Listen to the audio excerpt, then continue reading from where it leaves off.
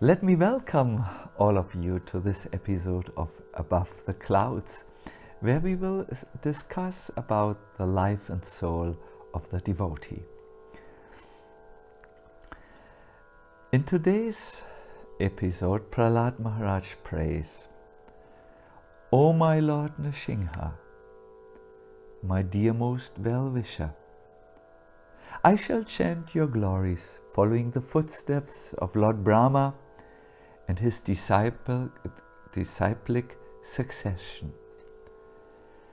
By such glorification, I shall easily be purified of the contamination of material modes and cross over all the miserable conditions of material life. I shall serve you in the association of liberated devotees who constantly meditate on your feet. Srila Prabhupada says one should chant the bona fide songs received from the disciplic succession, and later he comments, the best process is to accept the instructions of the previous acharyas and follow them. So the idea is very clear. We should listen to the glorification of Lord Krishna in the line of the disciplic succession, and then it will be very easy to cross the ocean of miseries, which is sometimes giving pain to our life and our everything. See, we may know everything about sadhana and about the goal of our spiritual life, but still we are not on the level of experiencing Krishna consciousness. Once a searcher came to an abbot and said, I know exactly what the purpose of life is. I know what the Lord asks of his devotees, and I know the best way to serve him. And yet, I'm incapable of doing everything I should be doing in order to serve the Lord. So after a long, long silence, this old monk said, it's as if you know that there is a city where you can get everything you want on the other side of the ocean, but you have not yet found the ship or placed your baggage on board and crossed the sea. Why then bother talking about this city where all your desires are fulfilled? Or why talk about how it would be to walk its streets? In other words, it's not enough to know what life is meant for. You have to put your ideas in practice. And the consistent recommendation of all the acharyas to cross the ocean of material life is Shravanam and Kirtanam, hearing about the Lord's glories. The Lord might say to Prahlad, it's nice that you want to attain service to me, but what is your program for solving the material miseries? And Prahlad here gives the answer. He says, I have only one program. I will hear and chant your glories, following the footsteps of Lord Brahmā and his disciplic succession.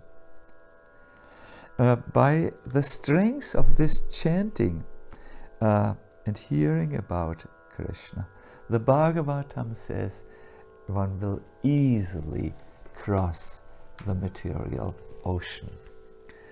There's a beautiful verse in the 10th canto, 2nd chapter, text 31, where the devotees speak to Lord Krishna. they tell in essence that the Acharya gives the suitable method for crossing the ocean of ignorance. It's by accepting the boat of the Lord's lotus feet. And if this method is strictly followed, the followers will ultimately reach the destination by the grace of the Lord. Accepting Krishna means to hear about him, to get more information about him. And when Krishna sees that his devotee wants to hear about him, his quality of being Vanchakalpataru, the wish-fulfilling tree, takes effect.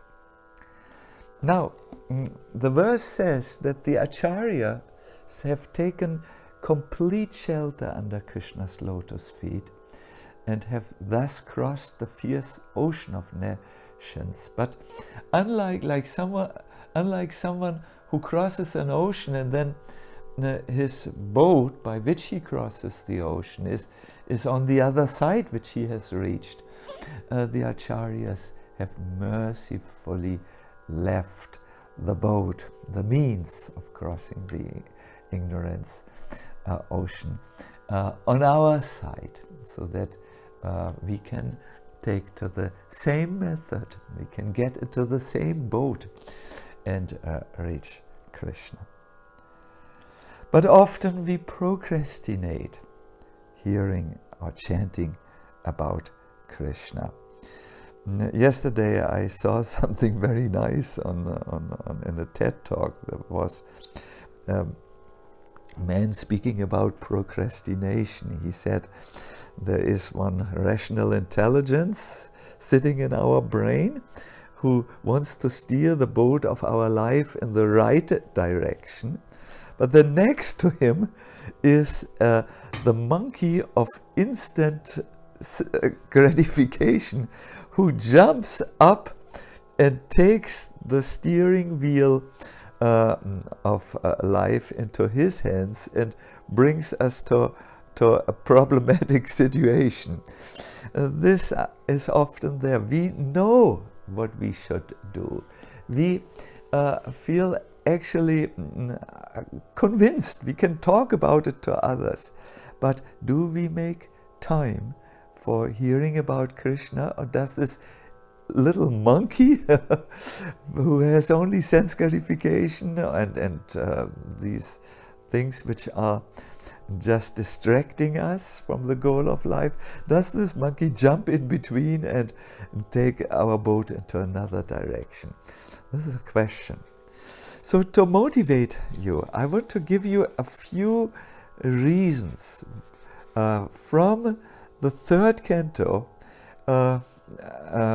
why Krishna Katha and making time for Krishna Katha is the best cause in our life. First of all, when we hear about Krishna, our indifference towards the external things which don't gratify the soul is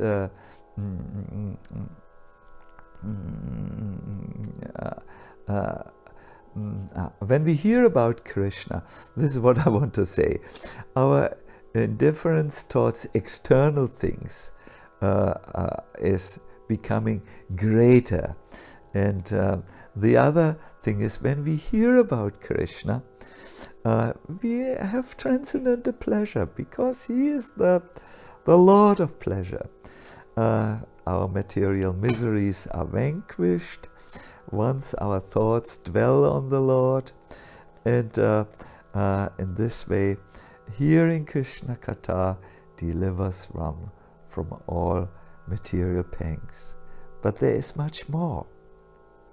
The moment Krishna sees that someone listens to his glories, he will come through the oral channel into the heart, and he will take the steering wheel of our life into our hands, into his hands, we will see that we have very auspicious situations. Hearing about Krishna will give, in other words, bhakti in our heart, so that by the power of this bhakti, our attention, our purpose, our desires flow towards Krishna as natural as the Ganges flows towards the sea. In the end, I would like to give you a few things or advices which work if you want to make this chanting and hearing something that becomes regular in your life. First of all, make time to read. Best is you read before you do everything else, or you read when you have done everything else. The second step is, when you have read, you reflect about what you have read, so that the content sinks a little bit deeper into your mind. The third step would be, apply all the things that make sense to you in your life, or speak about your new discoveries, your new insights. And the last step is, after you have read, reflected, and thought what you could apply, sit down and pray. Pray for help.